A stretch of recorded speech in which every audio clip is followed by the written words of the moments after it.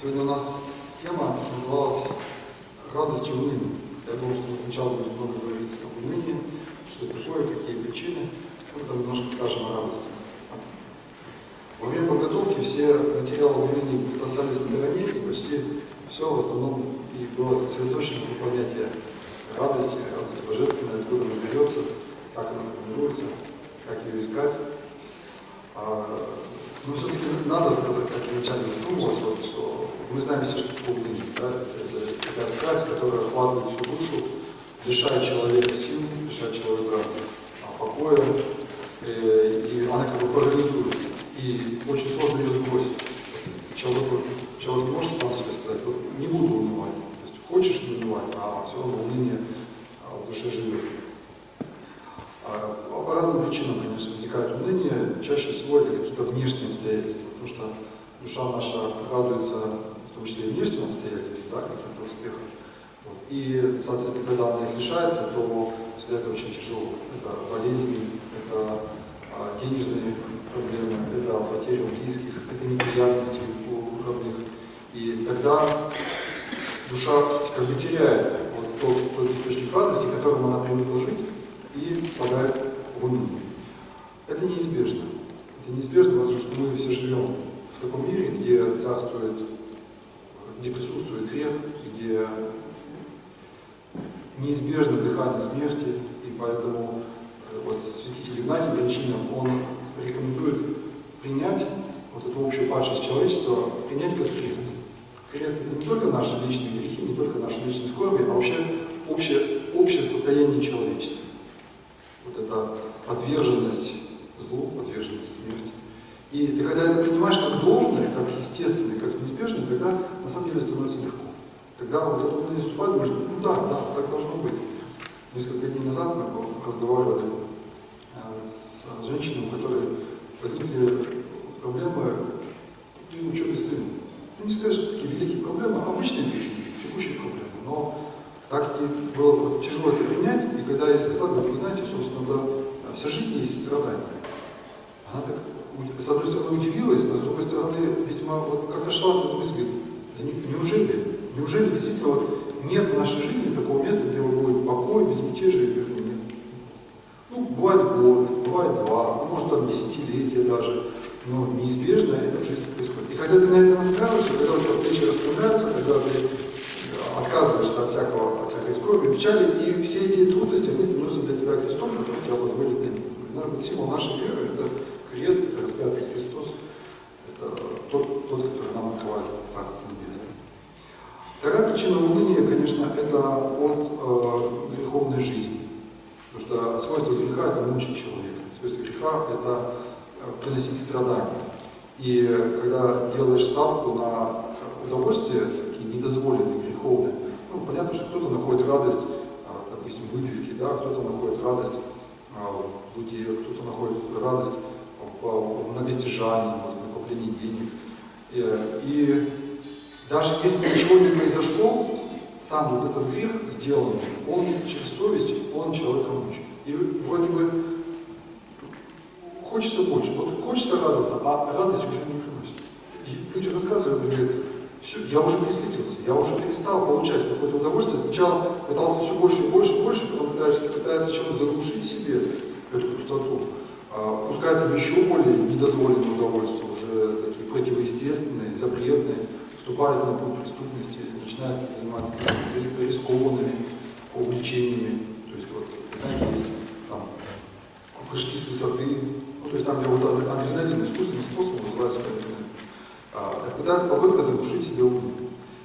Почему Господь в нас вложил вот это свойство? Унывать, когда живешь в грехах. А это так же, как боль. Вот если бы не было у человека телесной боли, тогда мы бы ведь постоянно ломали себе руки, ноги.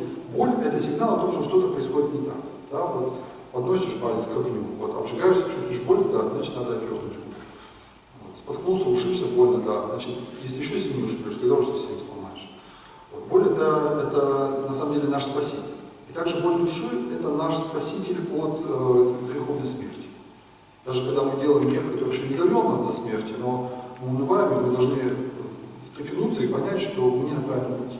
Что вот душа ведь моя, она ведь создана для радости, да? Каждый человек это понимает. И если этой радости нет, причем радости такой нетленной, то значит что-то делаешь не так. Это очень здорово, что у нас такое. Есть еще один вид, еще одна причина уныния, это безделье, это праздность. Вот. Совсем недавно обнаружили для себя, что, оказывается, вот 4-я заповедь, которую мы обычно воспринимаем лишь как повеление, что надо делать в воскресный день, да? Но в Ветхом Завете в субботний, сейчас уже день воскресный, мы эту заповедь понимаем неправильно, мы говорим, вот в воскресенье день безделья. Надо ничего нельзя делать. Во-первых, это не так. Во-первых, это не день безделья, это наоборот день, когда надо делать, просто делать для Бога, совершать духовную работу, молиться, читать книги духовные, ходить в храм. Но в этой заповеди, оказывается, есть еще первая часть, на которую я, честно, никогда не обращал внимания. Только благодаря святителю Николаю Сербскому я задумался над тем, что надо делать в остальные 6 дней. Ну, понятно, что трудолюбие – это добродетель. Нас всех в детстве к этому приучали. Да, что надо трудиться.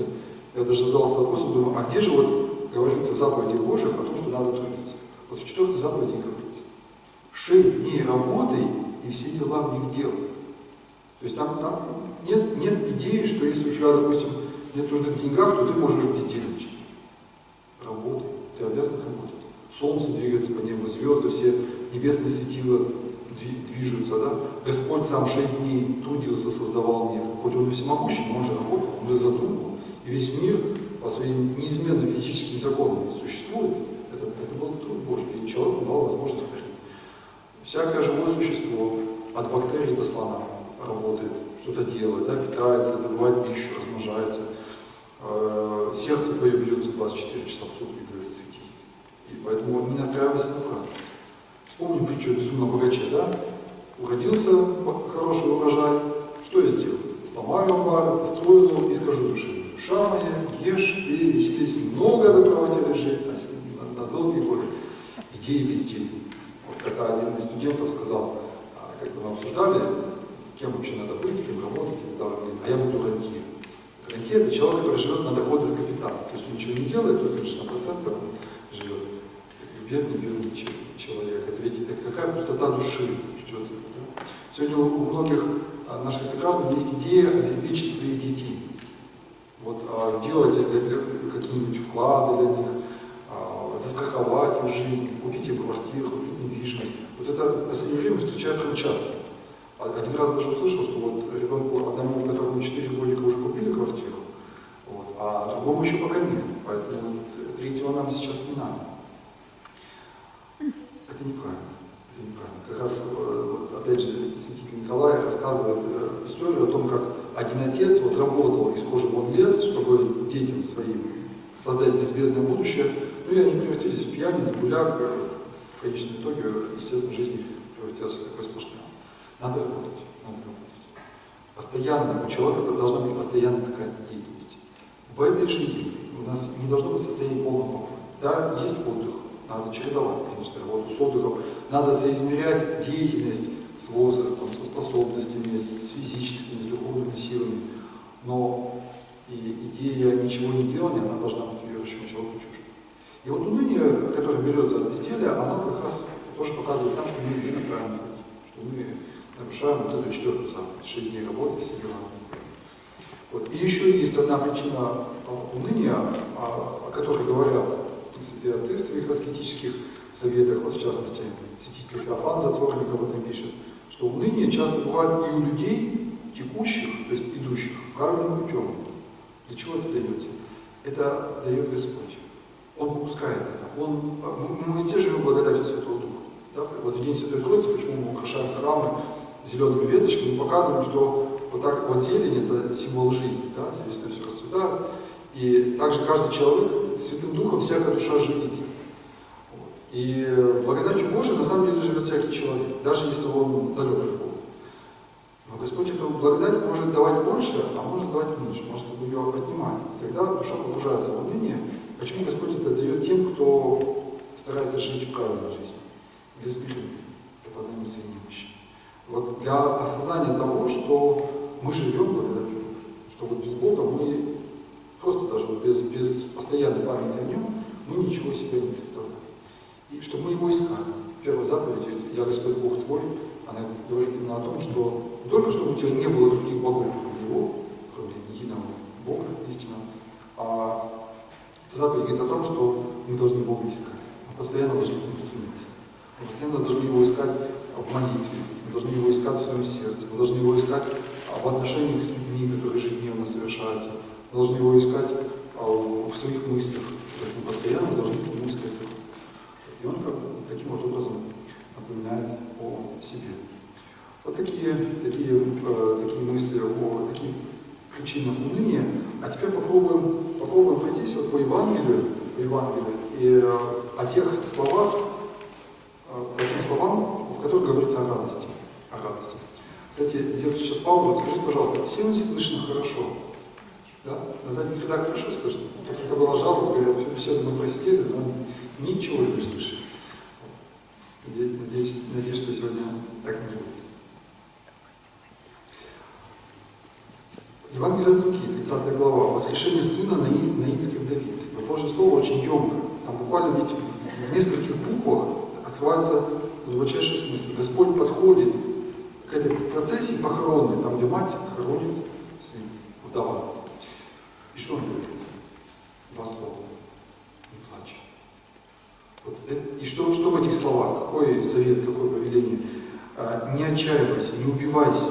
То есть не предавайся вот этому полному унынию. Да, твоя жизнь, интересы твоей души, они строились на твоем ребенке, они были связаны с твоим сыном, но обрети веру. Повернись на служение людям. Вспомни о том, что каждый человек на этой земле странник. О том, что наш дом на небесах. О том, что сын, особенно если он жил благочестиво, он исполнил земной путь, и значит, тоже является теперь участником этой духовной жизни, загробной. Вспомни о том, что вокруг много других людей, которым хуже, чем тебе. Вот ты осталась одинокой, но ты имеешь, скажем, дом, какой-то, может быть, достаток, здоровье. А ведь есть люди, у которых нет и того, и нет еще и даже вот этот дар, не могут двигаться, не могут, там, скажем, пищу принимать и прочее. Вот подумай о них, посмотри на них, попробуй им послужить, попробуй им открыть свое сердце. Ты осталась без сына, а сколько сыновей и дочерей в этом мире остались без родителей.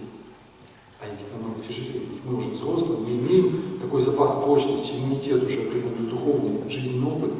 А вот эти дети, которые пришли в мир, они ведь еще не имеют такого опыта, они еще ничем не защищены. И лишаясь родителей, они скорбят намного больше. Ты можешь для кого-то из таких детей стать мамой, бабушкой, родным человеком и так далее. Вот, понимаете, весь вот этот пласт идей, он только в этих словах. Не плачь, не убивайся. Да? Как говорит апостол, не хочу, чтобы вы скорбели, как прочие, не имеющие упования. Что еще? Понятно, что вот эти слова «не плачут», они показывают нам, что мы призваны к радости. Я должен здесь зачитать слова митрополита Антония дома, митрополита Сурожского, как он об этом пишет. Мы в радости Христовой. Если бы только мы понимали, что можем радоваться даже среди скорби житейской. С нами Бог в самой жгучей, в самой трагической нашей скорби. Так же, как Он с нами, когда якорь радости, во всякой радости и большой, и как будто маленькой. Для Бога мелкого ничего нет, потому что любовь не различает между тем, что крупно и что мелко. Также Господь принимает нашу радость, какая бы она ни была, тихая или пламенная. Также Он воспринимает наши скорби. Как бы они ни были перед вечностью незначительны, во времени они могут разрывать наше сердце до боли. Господь все на себя взял. Всю скорбь земли Он понес на своих плечах. И от этой скорби земли, потому что Он захотел с нами ее разделить. Он умер на кресте, Бог стал человеком. Почему Он мог это сделать? Потому что каждый из нас для Него так дорог, что Он за каждого из нас готов отдать всю свою жизнь и всю свою крестную смерть. Если мы понимаем, что мы так любимы, разве есть место для уныния, для полного упадка сил? Да, конечно, бывают моменты, когда разрывает наше сердце боль, или когда тревога его заполняет. Но за пределом боли, за пределом тревоги мы можем знать, что мы так любим Бога, что Он готов умереть, чтобы мы жили. Такие вот глубокие слова святителя Антония. О чем еще, какие можно еще вспомнить мысли из Евангелия? «Ныне радуюсь в страданиях моих за вас», говорит апостол. «Радуюсь в страданиях моих за вас». Он страдает не просто, он страдает за кого-то и радуется, потому что эти страдания обращаются на пользу людям. Евангелие от Иоанна Господь говорит: «Да имеют радость мою исполненную в себе». Опять же, речь идет о божественной радости. И здесь я хочу привести исключительно глубокие слова, может быть, самые глубокие, которые сегодня предстоит прочитать, Игнатия Бродчанина, святителя Игнатия Бродчанина. Душа, ощутив осенение духа, увидев себя победительницей греховных помыслов и мечтаний, начинает ощущать неизъяснимую радость спасения. Эта радость не имеет никакого сходства с обыкновенной человеческой радостью, которая рождается единственно от тщеславия, составляется самодовольством, когда человек льстит сам себе или когда льстят ему другие, или же когда льстит ему земное преуспеяние. Святитель Игнатий противопоставляет два вида радости. Так же, как мы говорили с вами, что любовь есть ветхая, да? Любовь эгоистичная, любовь обладающая, любовь условная, а есть любовь новая, любовь жертвенная, любовь безусловная, любовь божественная. Также и радость, оказывается, да, есть радость ветхая, радость земная, есть радость небесная. Духовная радость, извещающая спасение, полна смиренно-мудрия, полна благодарения Богу, сопутствуется обильными и постоянными слезами, непрестанными молитвами, не насыщается осуждением и уничижением себя, изливается в исповедание Богу, в славословие Бога, ознаменовывается умершлением к миру. Она предощущение вечной жизни. Она живое познание Бога, которого бьет таинственно. Даже идет цитата из 117 псалма, я прочитаю ее полностью. «Глаз радости и спасения вселенных праведных, десница Господня сотвори силу, десница Господня вознеси меня, десница Господня сотвори силу. Не умру, но жив буду, и повем дела Господня. Наказуя наказание Господь, смерти же не предади меня. Отверзите мне врата правды, вшед в дня, то есть в них, исповемся Господу. Сия врата Господня, праведнее внидут в дня. Исповемся тебе, яко услышал Моисей, и был Иисей мне по спасению». То есть это та радость, которая связана именно с победой над грехом, которая связана с торжеством Бога над смертью. Если пятница – это Голгофа, это распятие, то радость воскресения наступает через несколько дней, и разделяют ее, эту радость, конечно, ученики Христова, которые были ему верны. Кстати, черные одежды, вот, которые свойственны священнослужителям, свойственны монашествующим, это не знак уныния, это не знак скорби. Черная одежда – это как раз знак того, что человек, служащий Богу, он должен как бы отрываться от земных пристрастий. Это такой знак определенного пренебрежения вот, к земным благам, успехам. Да, они есть, мы ими пользуемся, мы в них живем, но это что-то второстепенное. То есть мы показываем, что вот на земле мы странники, и божественная радость для нас больше. Вот как взрослые вышли игрушки. Когда-то взрослые играли в игрушки, да, они переросли, и они, естественно, уже не играют. Вот направленность в вечность. Я почему на это внимание обратил? Потому что в этом упрекают. Как-то я шел по улице, и со мной заговорил человек, и он как раз, он был православный, и он стал говорить, почему вы ходите в черных одеждах, Господь велел всем радоваться, надо ходить в белых, вот, почему вы такие унылые, такие печальные, может, действительно был печальный, не припоминаю, вот, но одежда действительно, наверное, такое ощущение создает. Но когда мы совершаем богослужение, мы поверх черного повестника надеваем одежды то золотистые, то красные, то зеленые, то голубые, то в зависимости от праздника. Вот. И, кстати, когда совершается литургия, одевается одежда как раз белая. Вот белый подрезник – это священная одежда, подрезник – это просто форма. А на него надевается подрезник, он должен быть обязательно белого цвета. Вот. А на него уже поверх одеваются другие священнические облачения. То есть христианство – это не бегство от страданий, потому что от страданий убежать невозможно в своей жизни. Это, наоборот, готовность к ним. Такая определенная дерзновенность, когда всю жизнь страданий, и мы все эти страдания превратим в божественную радость. Такое вот настроение. Если внешний человек наш и тлеет, внешний человек – это человек, которого, так сказать, соприкасается с миром. Через желудок, через глаза, через уши. Вот, он, естественно, тлеет, этот человек, потому что изменяет там земные утехи. То внутренний со дня на день обновляется. Вот жизнь духа, жизнь души – это внутренний человек. Вот. Надо тут, наверное, можно сказать про самоубийство. Вот, этот грех считается одним из тяжелейших, потому что, во-первых, потому что у него нет покаяния, а во-вторых, потому что самоубийство – это апофеоз разочарования, это апофеоз уныния, это апофеоз неверия. Как бы ни было в жизни тяжело, но всегда Бог всемогущий может ее вывести из всякой ситуации. Ты можешь потерять все. Но сама жизнь, сама ценность жизни, она неуничтожима, потому что Господь дал тебе эту жизнь. И пока тело твое живет, ты должен жить, радоваться, служить и искать дорогу к Богу. Евангелие от Луки, 10 глава.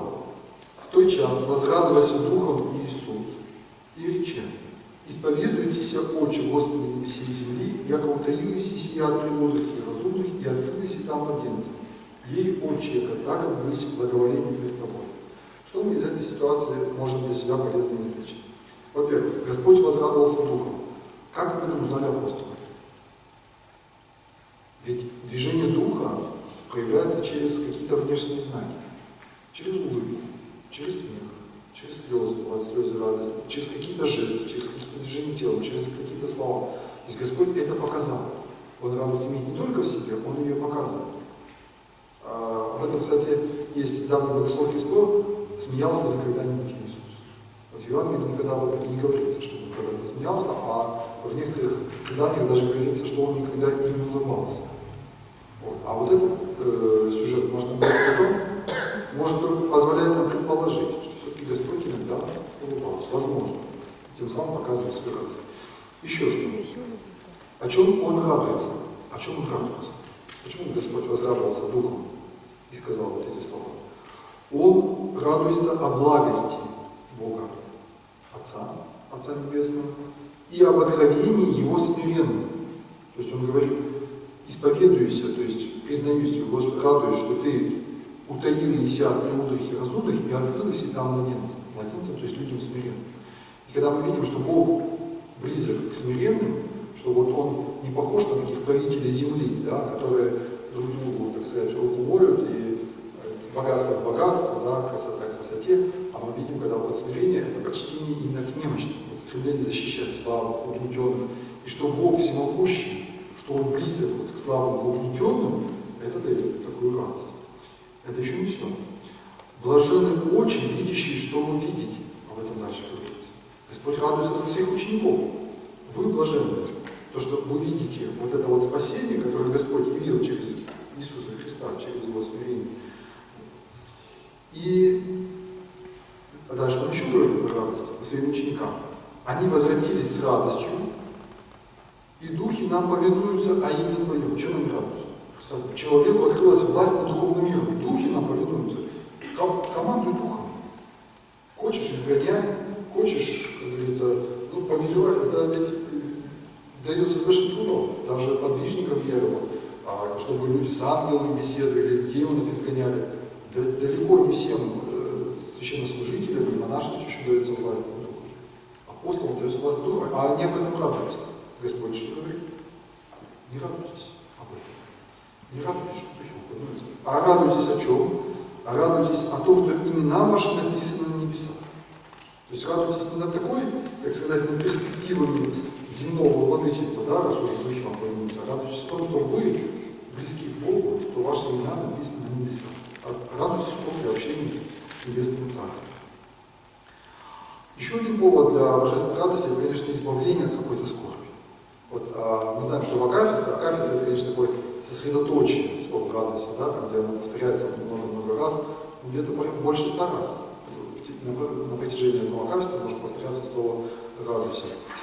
И изначально эти песни на Акафисте, вообще сама как чин богослужения, они появились как раз как благодарность Богу за избавление от нашествия врагов, которыми тогда были наши предки. Вот они наступали на Константинополь, то, что вот налетела буря, корабли разбросала, и был спасен после слезной молитвы, тогда и появились, собственно, Акафисты. Вот благодарение Пресвятой Богородицы. Радуйся, радость миру Христа Спасителя родшего. Радуйся мир от скорбей избавляющий. Радуйся поношению Сына Твоего терпевшего. Радуйся страданиям Его спострадавшего. радуйся, тоже противопоставляется, да, что Пресвятая Богородица, она приобщена к этим страданиям. Ну так, конечно, строятся тексты всех акафистов. Кстати, обратите внимание, из канонов, которые читаются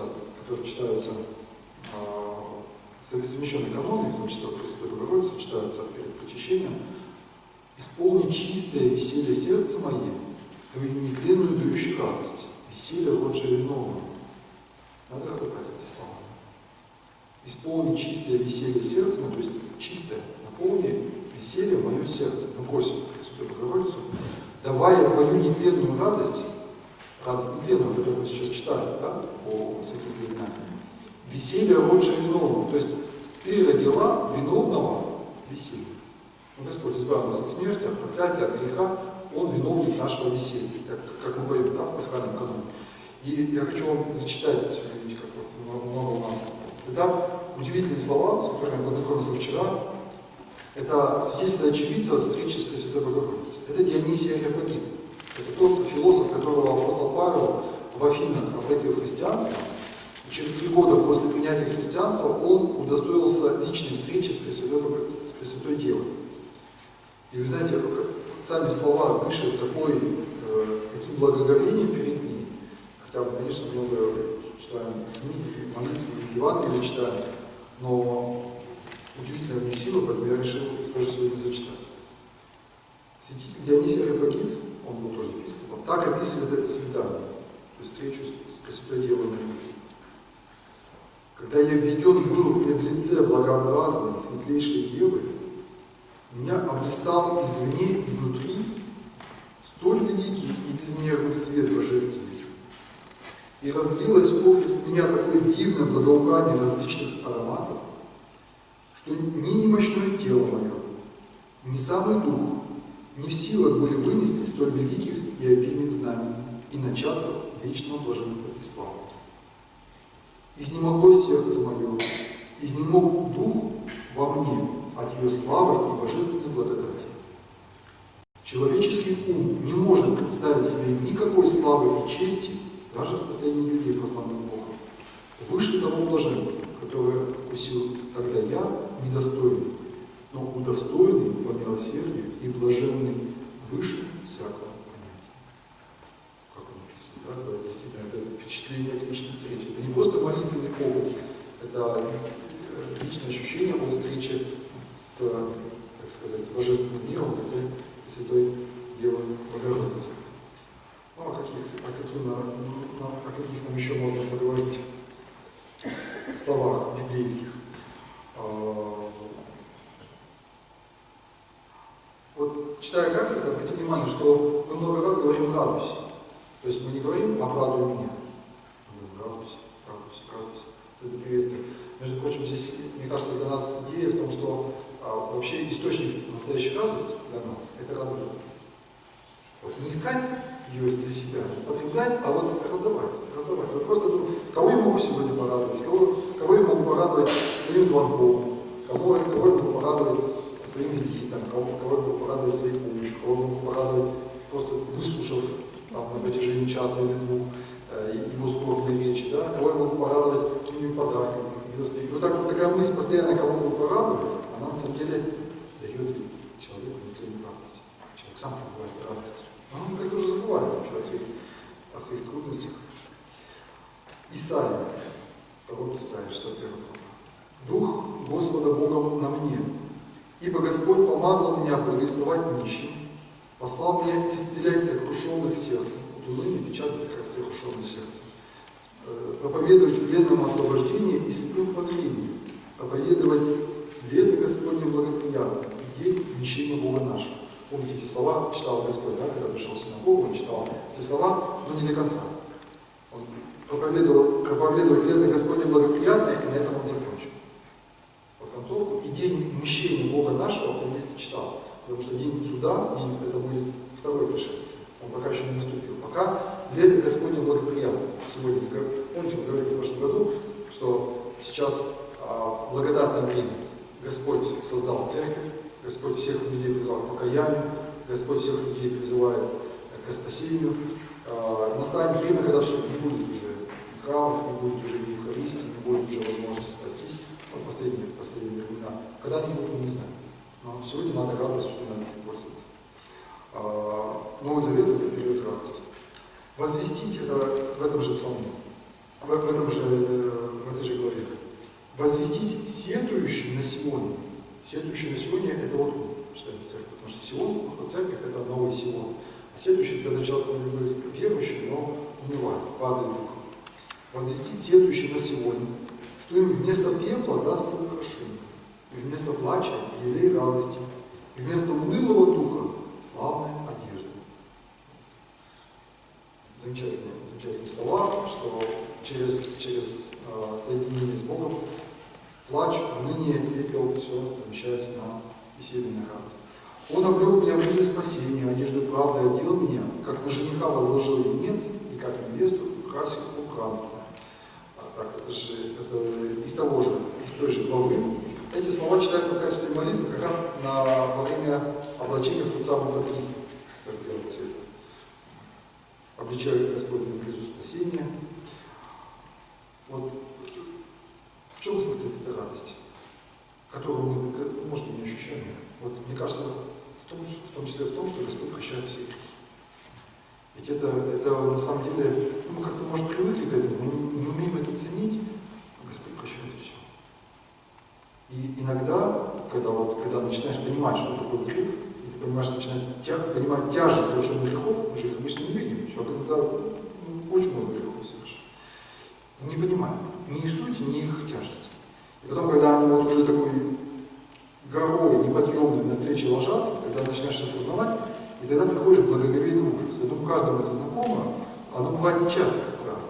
Мы не можем целый день жить в таком состоянии. Но какие-то отдельные минутки, наверное, известны каждому. И ты понимаешь, что такое было грех. А если ты еще потом задумываешься над морем грехов человеческих, которые нас окружают, ты понимаешь, что мы просто все этим насквозь пропиты. И когда ты на фоне вот этого, так сказать, неизбежного уныния, ты вдруг понимаешь, что Господь это прощает все. Он все очищает, Он все смывает, Он все исцеляет, Он все исправляет. Даже то, что уже не поправимо. Вот убить человека. Нет его уже. В этой жизни воскресить невозможно. Да, мы верим, что мертвый воскреснут. В этой жизни. Представьте состояние души человека-убийцы. Вот когда он лишил кого-то жизни. Господь и это способен. Не только, что нам дает эту радость, не только исправить, не только простить. Он способен обратить это в еще большее благо. Из определенного количества зла он способен сделать добро, и это добро по своему объему будет больше, чем сделано Господь. Вот такова благость Господа. Такова благость Господа. Как здесь не разрадоваться? Когда видишь вот такое, и, естественно, ты не просто радуешься, ты ликуешь. Ликуешь, торжествуешь, празднуешь. Вот Матфей Мытарь, да, отверженный, презренный человек. Вот с мытарем вообще не ели, не пили, не здоровались, не общались. Это просто были люди чуждые обществу. Господь его призывает в число апостолов, идет к нему на обед. Закхей, слезай, я сегодня у тебя буду дома. Закхей потрясен, потому что он был, люди не хотели его видеть даже в глаза, смеялись над ним и ненавидели его, презирали его. Господь к нему домой. Он сошел с дерева и принял его, радуясь. Вот она радость, да, потому что Господь принимает его. И, конечно, звучат слова покаяния, да, Господь. Половину имения я раздам нищим, кого чем увидел, раздам учителю. Вот эта радость об одной овце заблудшей 100. 99 они не нуждаются в поиске, да, а вот одна заблудшая, и ангелы на небе радуются. Кстати, по-моему, святитель Иоанн Златоуст говорит, а почему они радуются? Почему радость об одной овце больше, чем о 99 не заблудших? А потому что радость, она соразмерна печали. Чем больше было печали, тем больше радости. Вечер зазорится плач, а за утро радость. Вот. И понятно же, что ангелы печалились о том человеке, который ушел на страну далече, который потерян был для Бога, и вот, пожалуйста, найден, он обречен. Заповеди блаженств. Чем они завершаются? Они завершаются двумя заповедями, там, где говорится, что нас будут изгонять, нас будут увольнять, с нами будут разводиться, нас будут ненавидеть, нас будут оскорблять, вот, за имя Христово, и за то, что человек стремится жить по правде. Чем это все завершается? Подытоживается заповедь блаженства. Можно сказать, такой вот, общий для всех, а может это и вообще, как 10-й заповедь. Радуйтесь, веселитесь, ибо велика ваша награда на небесах. А награда на небесах надо радоваться. Кстати, заповеди блаженства это инструкция по смирению. Все заповеди блаженства говорят о смирении. Нищета духовная, кротость, чистота сердца, милосердие, прощение – это все разные грани смирения. Поэтому смирение – это, конечно, путь радости. Вот гордость человека, когда человек возвышается, кстати, очень незаметно происходит. Вот возгордиться, на самом деле, даже не замечаешь, как так потихонечку, и становишься выше других людей. Считаешь себя главным, святым, правильным, и так далее, начальником. А смиряться, конечно, очень тяжело. Но когда ты смиряешься, вот когда потихоньку прям заставляешь себя стать вот как-то на ступенечку ниже, или Господь какой-то благодатью так тебя, так сказать, принизит, то чувствуешь сердце вот эту радость, божественную. Она такая тихо. Это не та радость, которая о прощении грехов, та радость, она ликующая, она растущая. А вот тихая радость о смирении.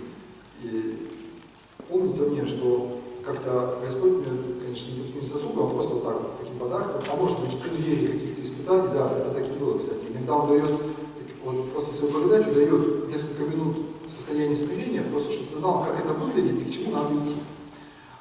Потом-то я уже понял, что это было просто, это была подготовка. Но это состояние удивительное. Ты где-то около часа, когда довелось так соникрывать, и вы ходите, и ты на всех смотришь такими глазами, вот действительно вот чувствуешь, что ты любишь всех людей. Они ругаются вокруг, да, среди молодежи, и такая молодежь была, они ругались, плевались, мат прозвучал вокруг. Вот. Обычно я стараюсь замечать в таких случаях делать, а тут не хочется делать замечания. Не хочется. Не то, что это приятно, это неприятно, но ты как-то уже заранее всех простил. Вот такой вот Господь, это действительно, это благодать, это приход. Ты этого сам не делаешь, ты не можешь этого достичь. Просто Бог тебе дает такое состояние вкусить. Когда поститесь, не будьте унылы, как лицемеры. Мы унынием иногда привлекаем к себе внимание. Да? Унынием можно тщеславиться. Вот я такой бедный, я такой несчастный, вот пожалейте меня. Вот я пощусь, вот я молюсь, вот я за вас молюсь и так далее. Вот. И мы вот это выставляем иногда на показ. Не будьте как лицемеры. То есть не привлекайте к себе внимание, не тщеславьтесь своими аскетическими, так сказать, трудами. Еще одна мысль. Мы играли вам на свирели, а вы не плясали. Мы пели вам печальные песни, и вы не рыдали. И Господь говорит об Иоанне Крестителе. Иоанн Креститель призвал к покаянию, был постник, был аскет, люди не слушали. Господь пришел, вино с людьми пил, с минарями обедал, его тоже не слушали.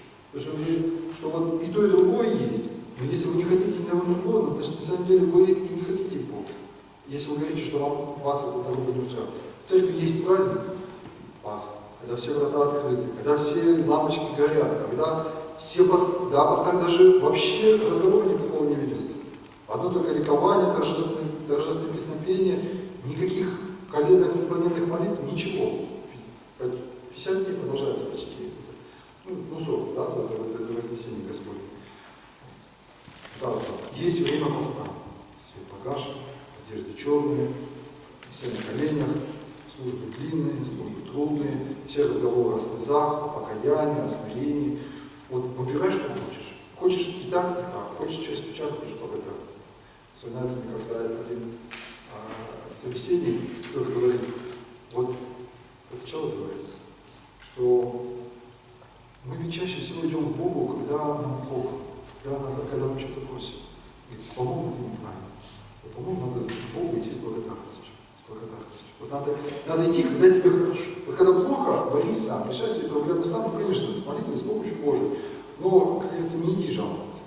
А вот когда тебе хорошо, тогда здорово. Да? Вот. Вообще, кстати, надо сказать, благодарность – это путь к радости. Научиться благодарить. Думать не о том, чего нет, а думать о том, что есть. Вот. И я это прям чуть давно уже заметил, когда вдруг кажется, что что-то плохо, ты начинаешь прямо так вот списком перечислять благодарить. Господи, благодарю Тебя за это. Вот это самая элементарная вещь. Душу.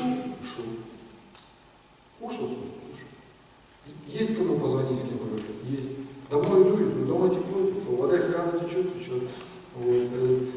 Впереди, как говорится, можно лечь подохнуть всю ночь поспать, 8 часов, да, там, и не ожидая, что тебя, как там в тюрьмах бывает, поднимут на допрос, на многочасовой. За такие элементарные вещи, когда благодаришь, а ведь это тоже все в определенном смысле Божий дар. То, что мы своими ногами ходим, то, что вот в окружении людей живем, что войны нет. Я уже молчу про такие более серьезные вещи, да, о том, что мы вот в церкви пребываем, о том, что у нас таинство совершается, о том, что ты вот в этом можешь участвовать, о том, что книг сегодня так много. Да, вот за это, и когда начинаешь благодарить, все трудности отступают, думаешь, Господи, так я тебя из-за скорости тоже благодарю. А вот если бы их не было, как я бы как безумный богач просто бы вот с этими словами душа ешь, пей, веселись, да умер бы за греха. А ты мне столько всего дал, и дал еще и такое задание дал, вот потрудиться, поскорбеть немножко, вот поработать над этим, допустим, какую-то телесную немощь. Да, надо ходить по обследованию, там наблюдаться, еще что-то. Но она не развивается, как, Господи, хоть ты этим меня немножко к себе приобщи, да, к своим страданиям. Идите ко мне все труждающиеся и обремененные, и я успокою вас. Идея несения Христа. Вот взять на себя иго Христов, возьмите иго мое на себя, ибо кроток я смирен сердцем, и обрящите покой душам вашим. Можно сказать, что смирение это путь к покою, но несение Христа это тоже путь к радости, путь к покою. А вот пример Евангелия пьяной радости, Иродиадина дочь Соломина, да, как вы вот эта радость винопития, веселья такого, к чему она приводит? Сначала к клятве, к похоти, к убийству.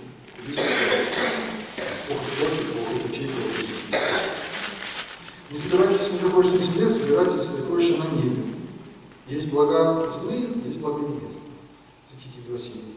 Все, что я отдал, это мое. Все, что я взял, это не мое. То есть радость от отдачи земных благ, она больше, чем радость от их клятвы. Поясните сюда. Вот если 10 сестер, если их поделить пополам, это человеческая справедливость. Если там ты старше и младше, тебе дать 6, а мне 4, это братская справедливость. А если сказать, ты больше любишь людей, чем я, поэтому кушай себе, пожалуйста, а я это уже божественная справедливость. Благословение детей. Господь благословляет детей, и потом апостол дает поучение. Будьте как дети. Ведь, тут много очень смысла, да, что должны быть дети. Это и наивность, и доверие, но еще одно свойство детей – это радость. Дети, вот они в смысле забывают обиды. Они радуются самым маленьким вещам, самым маленьким подарочкам. Да, не радуются просто, когда вот все рядышком, когда в семье все ладно, когда, как говорится, все друг с другом в ладу. Все. И у детей радость просто сама по себе. Ее не надо как-то искусственно разогревать. И быть как дети, наверное, иметь в себе вот эту простую чистую радость. Когда произошло чудо насыщения хлебами, люди тоже возрадовались. Ну надо же, как хорошо.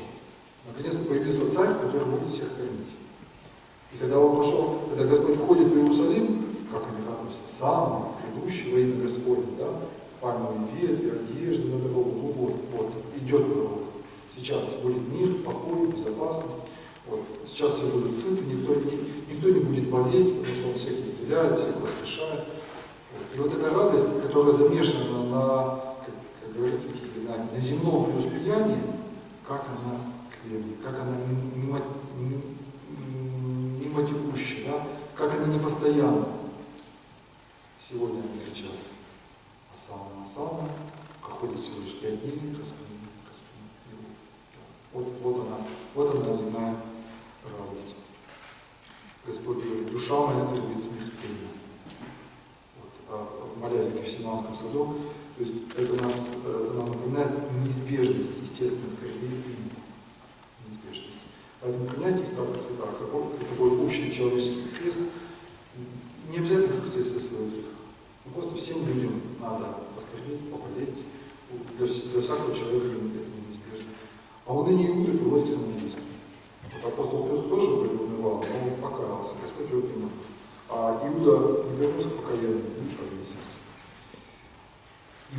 поспешно из гроба, это про женоносец, они со страхом и радостью великою побежали возвестить ученикам. Вот почему эти слова ставлены в текст? Вот можно, вышли с радостью и побежали. С радостью великую. Это как ее изменить, как ее почувствовать? Мы знаем, да, такое бывает состояние, когда не помня себя от радости. Вот служанка там, апостол Петр приходит к вороту, когда он вышел из тюрьмы, чудесным образом, помните? Когда ангел явился, оковы распались, он пришел, она не помня себя от радости, подбежала и возвестила, что вот Петр вышел из тюрьмы. И они, наверное, тоже так, не помня себя, не понимая, что делать, куда бегут, что вокруг творится. Будет возвестить. Только вот одна эта мысль. Донести радость о воскресшем Господе. Пасхальная радость, да? Которую мы тоже себе должны иметь.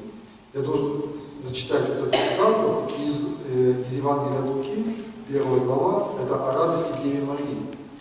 Мы обычно, когда читаем Евангелие, оно читается с приступкой, то есть часть пропускается, но вообще Дева Мария в Библии говорит вроде бы немного. Она очень мало говорит. Да, вот ее слов осталось много. Но давайте тем более послушаем внимательно вот эти слова в книге. Она приходит к Елизавете. У Елизаветы танцует ребенок в животе, да, будущий Иоанн Предтеча. Вот, Елизавета говорит, блаженно уверовавшая, что совершится сказанное от Господа. И что говорит Святая Дева в ответ? Величи душа моя Господа, и возрадовался Дух мой о Боге Спасителе моем. То есть моя радость связана с тем, что Бог велик. Она прославляет величие Божие. Дальше. Что Он презрел на смирение рабы своей, ибо отныне будут ублажать меня все роды. Опять радость о том, что Господь близок к смирению. Что сотворил мне величие сильный и свято имя Его. Что смиренный Он возвышает, да? Возносящий себя будет ниже, унижающий, смиряющий себя будет возвышен. И милость Его в роды родов, боящимся Его. То есть, когда человек боится Бога, есть некий страх Божий, это не страх наказания, это страх Бога оскорбить. Сыновний страх, боящимся Его. Явил силу мышцы своей, как много, да, такую пространную народу. Рассеял надменных помышлениями сердца их. Эти слова появятся сейчас на честнейшую хирургию. В субботу, на сегодняшнем дне. Они вставляются в это песнопение. Господь прославился. Он гордых, которые сами себя возвышают, Он рассеял. Чем рассеял? Помышлениями сердца их. То есть они сами себя, можно сказать, не изложил сильных с престолов и вознес смиренных. Алчущих исполнил благ и богатящихся отпустил ни с чем. Продолжение то же самое. Воспринял, то есть принял Израиля отрока своего. Израиль имеется в виду весь народ израильский. Вот так же, как сегодня мы видим, что церковь в поношении, в гонении, да, что в Сирии христиан убивают, что подчас, да и в нашей стране тоже происходят какие-то гонения. Какое торжество, когда Господь воспринял отрока своего, да, то есть Израиль. Новый Израиль – это церковь, это новозаветная церковь. Воспомянув милость, как говорил отцам нашим Аврааму и семье его Давид. Вот такая длинная речь исходит из уст Девы Марии.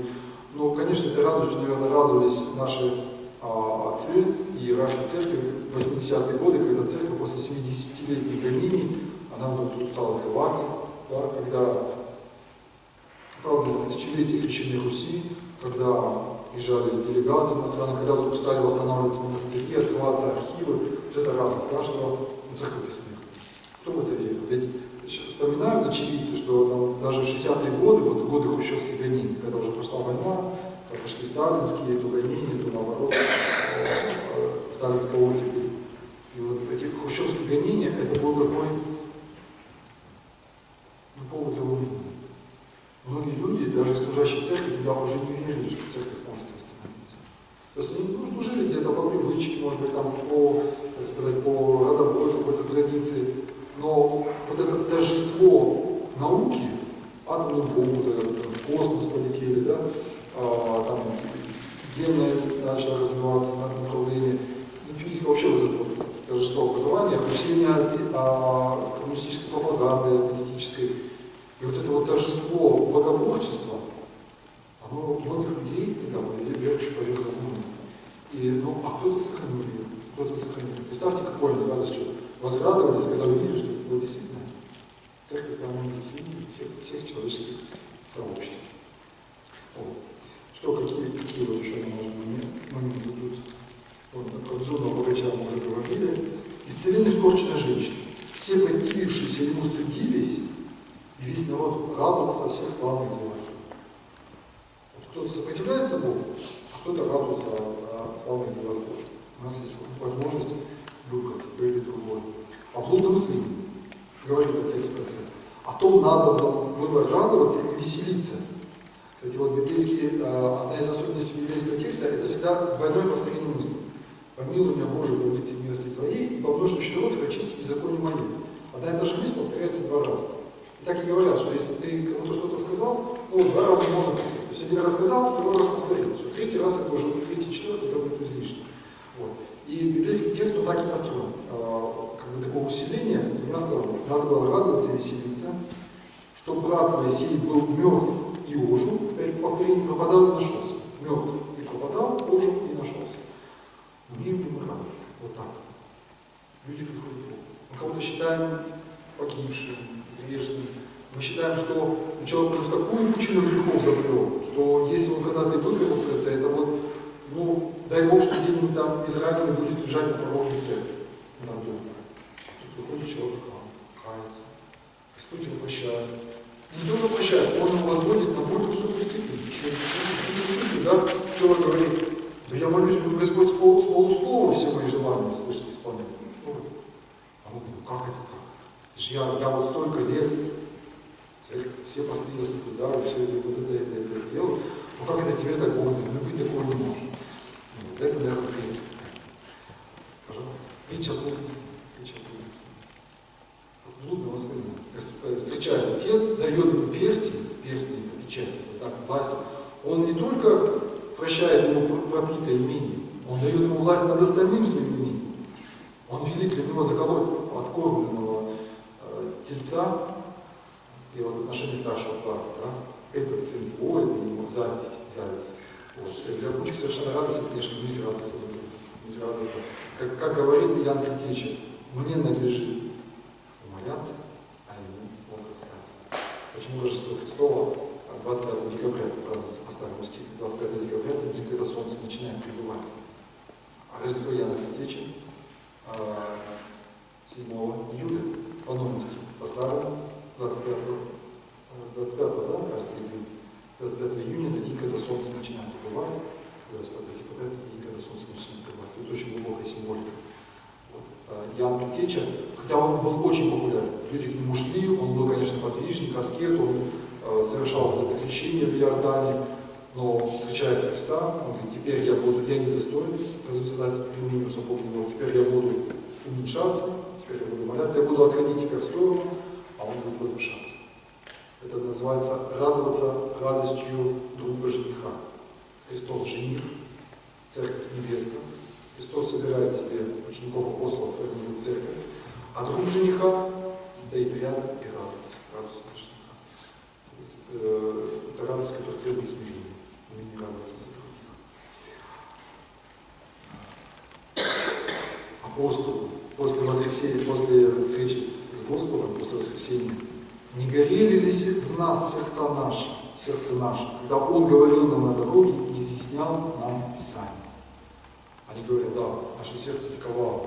Господь говорит, так все было понятно, так все было сладко, в духовном, да? Вот Слово Божие, оно действительно сладкое. Оно сладкое в устах. Вы помните пророк Иезекииль, ему приходит этот свиток, и ему говорят, съешь этот свиток. Он говорит, я съел этот свиток, он был сладок в моих устах и горек в моем чреве. Это заповеди Божьи. Они сладкие в устах, исполнены уста наши, хваление Твоего, да? Нет, отверзи уста наши, получается словесам Твоим. Там не устами получается словесам, но не так, вот не молитвы говорит. Вот слушать Слово Божие, наслаждаться и думать, да, как это здорово, как бы это хотелось. Это всегда приятно, это всегда, как бы, дает духовную славу. Поскольку Дух наш живет в теле, то исполнять его, тяжело, трудно, да, это часто крест. И говорить об этом намного легче, чем нести. Но без того другого невозможно. То есть по-сильному складывается и слышание, и сделание. Воскрешение Лазаря. Вот плачут все, да? Господь приходит и исцеляет. Рассказывал я. Нет, вот я об этом не рассказывал, потому что я только узнал как раз в этой встрече. В октябре, когда у нас было открытие нашего вот этого сезона, вот, вскоре после нее молодой человек мне рассказал, как он был болен, как его врачи выписали уже домой. Ему сказали, что не надо портить статистику смертности в больнице, вот, надо убирать дома. Жить тебе осталось дня 3. Вот, ну, самое большее неделю. Ну, сказали честно, все как есть. Какой-то показатель крови был в 20 раз ниже, чем он должен быть. На следующий день, и говорит, вот тогда я стал молиться. По-настоящему. Я вышел там на балкон, на открытый воздух, и вот тогда я стал молиться, я почувствовал, что что-то во мне изменилось. Говорит, утром у меня взяли еще раз анализ крови, чтобы вписать уже там в историю болезни, выписку. Удивились, потому что он был уже в 5 раз ниже, не 20. Говорит, ну ладно, ну давай еще до завтра подождем. Смотрим, что будет завтра. Ну, прошло уже несколько лет, молодой человек жив. Вот сила молитвы, да? Вечер водворится плач и за утро радость. Господь говорит, если заповеди мои соблюдете, пребудете в любви моей. Сие сказал я вам, да радость моя в вас пребудет, и радость ваша будет совершенна. Любовь к Богу проявляется исполнением заповедей. Не сердечные чувства, не мысли о том, что если я исполняю заповеди, значит я его. Если я хочу их исполнять, если я их исполняю добровольно, не по принуждению, если я чувствую, что они мне родные. Вот. И тогда радость моя, то есть радость Христова, прибудет в вас, значит, в нас, и она будет совершенна. Просите и получите, чтобы радость ваша была совершенна. Вот это тоже, ну как не сказать об этой радости, когда мы что-то получаем? Когда мы что-то получаем.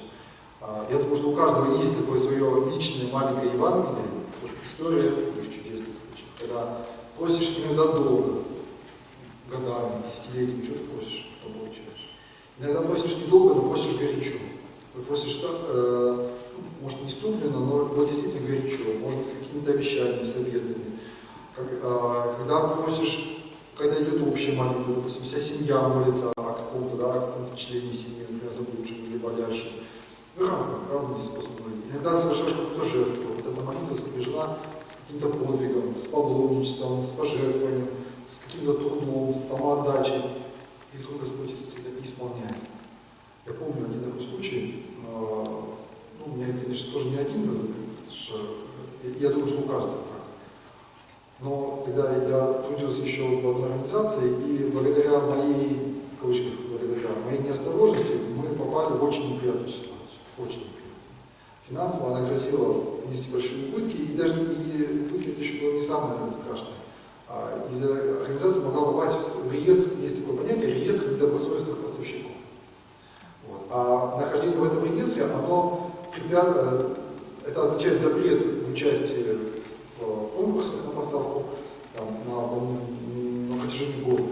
А для нас это было смерти подобно. Ну, я, естественно, молился, чтобы Господь избрал эту ситуацию, а она была неизбежна. Потому что заявка была подана, конкурс был проведен, мы должны были этот контракт исполнять, исполнителю не было никакой возможности. Вот. Те люди, которые обещали, так сказать, эту продукцию поставить, они, естественно, от своих обещаний отказывались, вот все горело, и тут еще были другие события личные. И когда мне вдруг вот сказали, что, может быть, и вопреки закону, но что у нас, если сказать прямо, то простят, и не будет никаких ни контрактов, ни штрафов, ни реестров добросовестных поставщиков. Вот эта радость, я понимал, что это, конечно, это божественный дар, реально просто сила человеческая, как Господь просто сделал такой вот подарок. Вот это радость, это тоже разновидность божественной радости. Господь исполнил. Разумное наказание Господь, но смерти же никогда не было. Конечно, это урок запомнил на многие годы. То есть Господь вот наказал, конечно, вразумил, но смерти не предал, да, как говорит пророк. То есть сделал так, что все-таки вот можно жить дальше, можно радоваться. Вот еще интересный интересная вещь в Евангелии. Женщина не помнит скорби от радости, потому что родился человек в мир. Так и вы, это из прощальной беседы Господа с учениками, так и вы теперь имеете печаль. Но я увижу вас опять, и возрадуется сердце ваше, и радости вашей никто не отнимет у вас. Вот. Теперь вы имеете печаль. Христианин имеет печаль. Вроде бы и хочет все правильно делать, а тут не ладится, там расклеивается, тут разваливается, тут не ладится. Даже такое ощущение, что Бог тебя не только не слышит, а как будто Он еще наоборот, Он тебя еще больше испытывает. Для чего это нужно? Потому что душа наша должна переродиться. Она должна духовно возродиться. Вот она должна перемениться. Конечно, это совершается в таинстве крещения, но это начало вот этого перерождения. А сам процесс, он мучительный. Так же, как роды. Ну, не бывает же, наверное, родов, так что за 5 минут. Вот так взял легко, и роды это всегда, ну, насколько я представляю, это всегда, ну, по крайней мере, несколько часов. Это бывает и дольше, да, с осложнениями, с какими-то с трудностями. Вот. Но когда и женщина страдает, женщина мучается, женщина печалится. Но когда ребенок родится, все, как будто уже ничего нет, потому что радость перекрывает все. Да? Вот. И также и душа, скорбит, печалится и трудится, но когда переродится, то есть когда вот она действительно уже станет в каком-то смысле близка к Богу, она не помнит уже эти печали. Все, да, были, конечно, печали, но они ничто по сравнению с той радостью божественной, которую Господь дает нам. Возрадуется сердце ваше, то есть когда вы увидите меня, блаженны чистые сердцем, потому что Бог русский. Этот человек очистит через эти скорби свое сердце от всех страстей. Своим сердцем увидит Бога, встретит Бога, и возрадуется, и этой радости никто не отнимет у вас. Кстати, вот эту мысль о том, что женщина, когда скорбит, а потом не помнит себя уже от радости, я как-то сказал на беседе по поводу сохранения беременности. И, наверное, потом буду говорить часто. Говорю, ну вот да. Кстати, врачи подтверждают, что первые, по-моему, месяца 3 женщина не осознает свою беременность. У нее еще не включается, как правило, материнский инстинкт. Она чувствует, наоборот, тяжесть, трудность, физиологически очень сложно.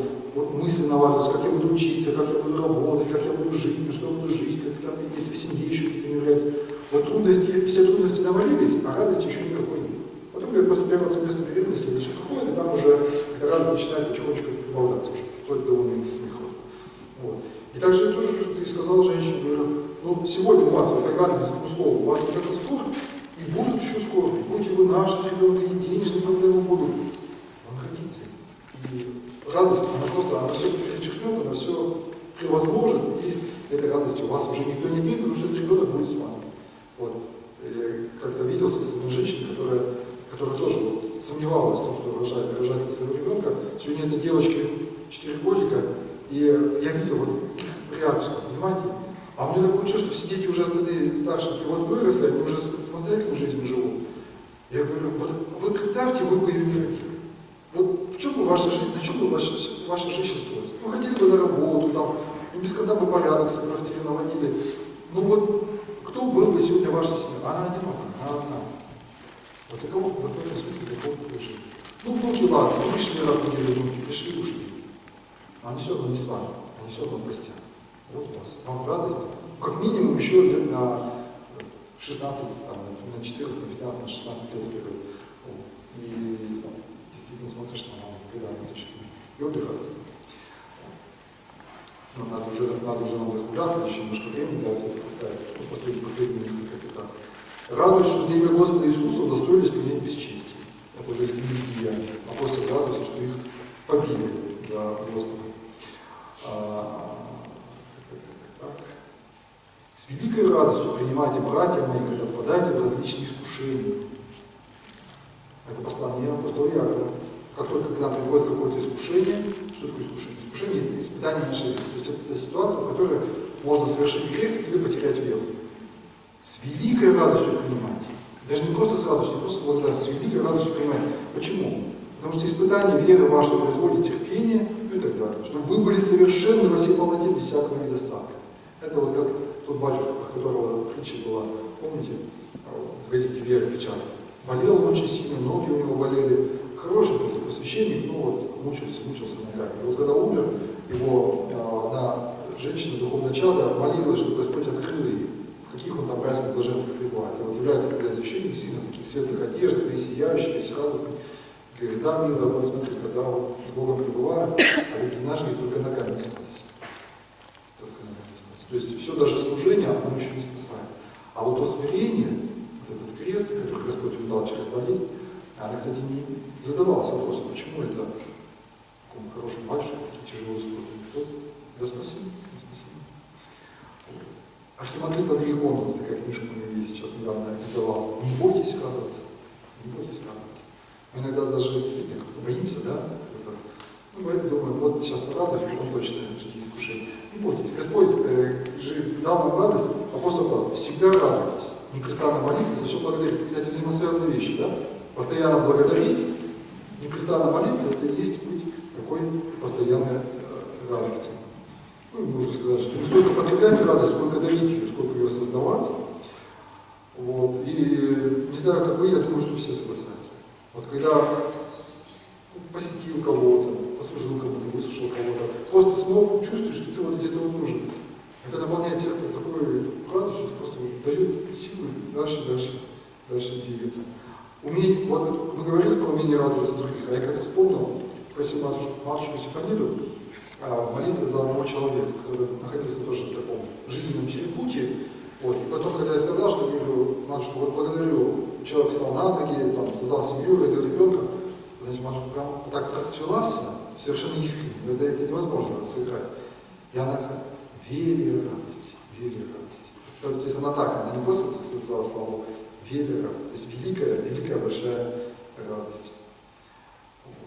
Слуху моему дай радость и веселье, возрадуются гости смиренные, да, Псалом 50. Воздашь мне радость спасения твоего. Радость спасения в Боге, Господи, воздай нам. Ощущаем эту радость, конечно, после вот, покаяния искреннего, после причащения святых тайн. В сердце должна быть, конечно, должна быть радость, вот. Доводилось слышать, когда люди после отпевания видят эту радость. Когда человек достойно прожил, и сама вот служба, эта встреча, это ведь на самом деле, это в каком-то смысле, вот как венчание соединение двух в одном, двух людей в одном целом. Также ведь и отпевание, это человек оставляет земную жизнь, и его душа вступает в брак с Богом. Почему одежды-то все белые, да, почему, так же, как и в таинстве венчания, тоже радость. Молитва должна давать радость. Вот еще один источник божественной радости, это когда ты вдруг понял кого. Вот поговорил, открылись сердца, открылась душа, и ты в другом человеке обрел радость своего. Вот ты почувствовал в себе единодушие.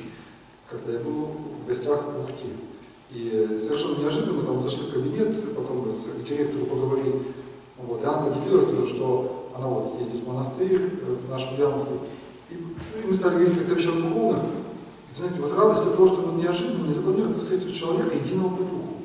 Ведь есть люди общего взгляда, политическими, экономическими и так далее. А когда ты встречаешь человека единого с тобой по духу, ты чувствуешь это.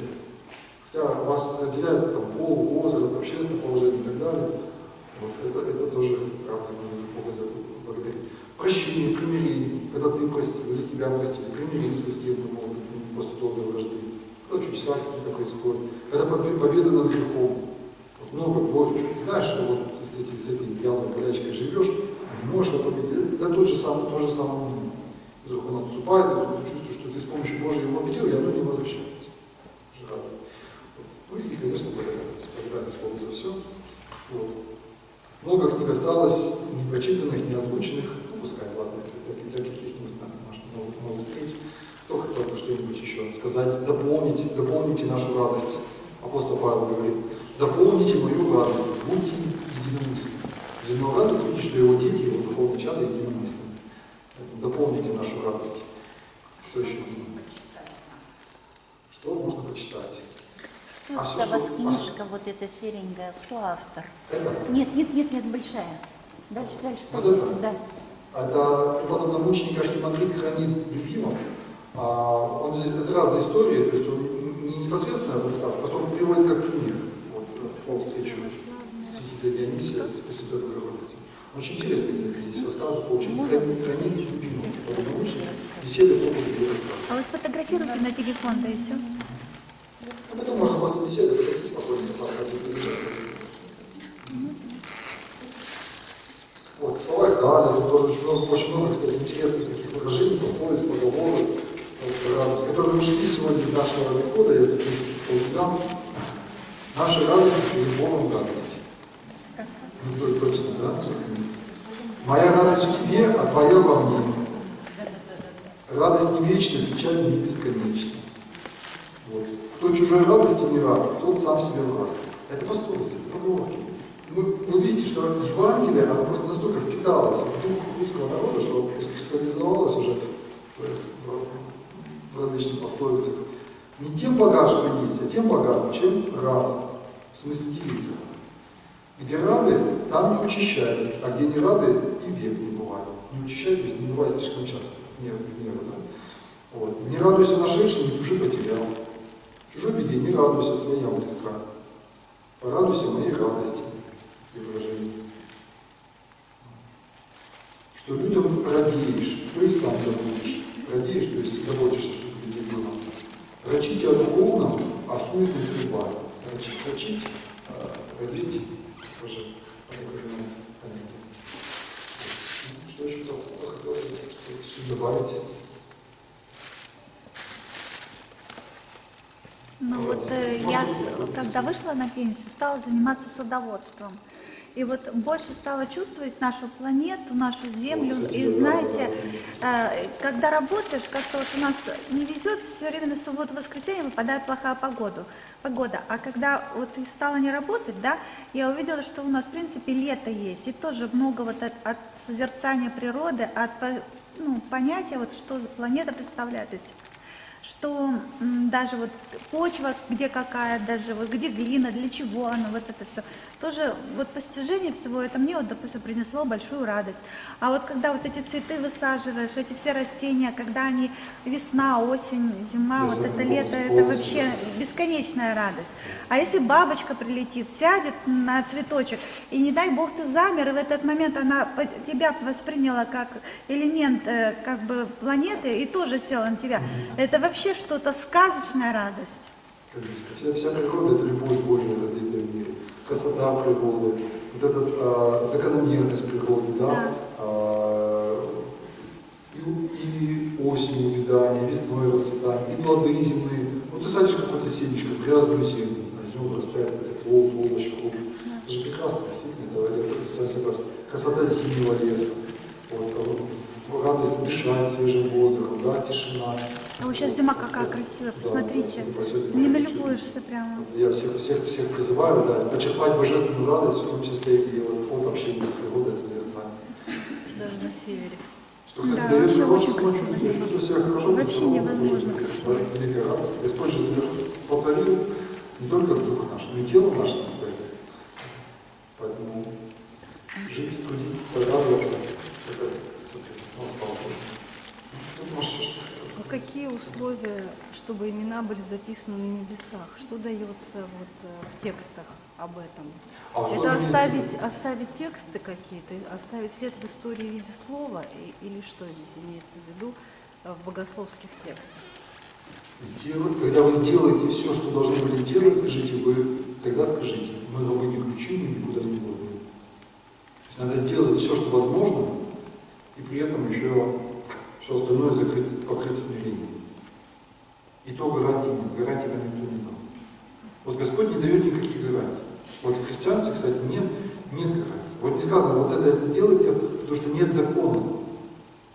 Закон — это какая-то определенная граница, это вот условия. Там 100 рублей заплати, не дай получить. Любовь бесконечна.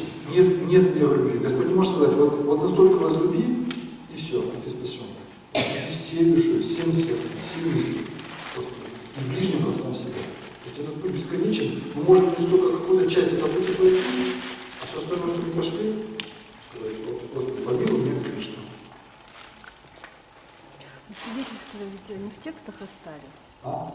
Свидетельство остается ведь в текстах. Свидетельство? В смысле, наше? Ну вот Евангелие, это же прежде всего текст. Я, может, Логос. Ну вот говорят же, что если о вас не помнят, значит вы в истории исчезли. Нет.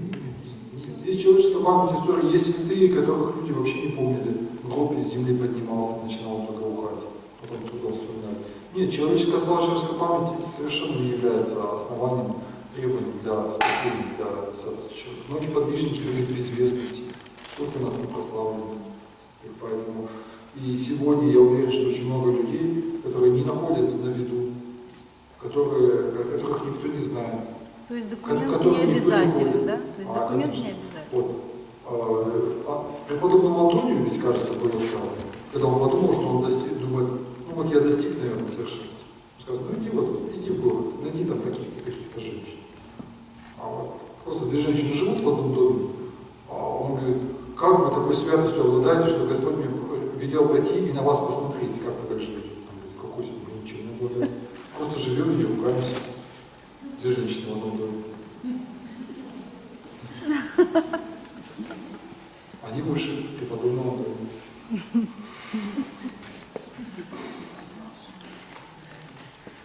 Очень интересный пример.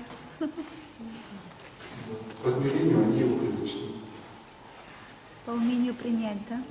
По умению принять друг друга, да? Да. Две хозяйки на вот, последний, наверное, что мы сегодня зачитаем, это, опять же, правофона еще из старого издания. Пространная цитата, но она прям наполнена такой силой духовной, мне хочется прочитать полностью. Всем афонским монахам присуща какая-то необыкновенная жизнерадостность, соединенная с неизменным радушием и любезностью. И когда мне пришлось знакомиться с длинным рядом этих милых и всегда страшных в моей памяти людей, то я постоянно задумывался над вопросом, каким способом учатся они на Афоне этим радушием и любезностью. Откуда черпают неизменную жизнерадостность, столь дорогую для каждого собеседника перемена, приходящая весьма часто к ним с усталой душой. И тогда один старец ответил: весь Афон — царство радости Божией. Сама Богоматерь разбросала по нему эту радость высоты небесной. Вот и цветет повсюду вечным цветом. Радость Божия здесь кругом, на горах, ущельях, на прекрасных полях. Куда ни направишь взор, все вечно цветет, красуется и радуется. Как же не стать здесь и самому человеку вечно радостным, если он живет правильно? Пробудет монах на Афоне год, 2, 10 лет и впитывает в себя Божию радость от природы, а потом уже и ходит всю жизнь с нею в сердце. Иначе быть не может. А у кого Божья радость в сердце, разве может он быть злобным и неприветливым судьим человеком? Вот и вся наша афонская школа общения с людьми. Я думаю, что эти слова можно распространить и в целом насчет православной церкви. Потому что в церкви радость разных везде. Только надо уметь любить, надо ее собрать в свое сердце, и надо уметь и делиться. И тогда, а когда отдаешь, 10 грамм радости отдал, 20 еще любви. Не бояться радоваться, не бояться радоваться. Ну, давайте на этом тогда закончим, если никто не хочет. Спасибо большое. До новых встреч.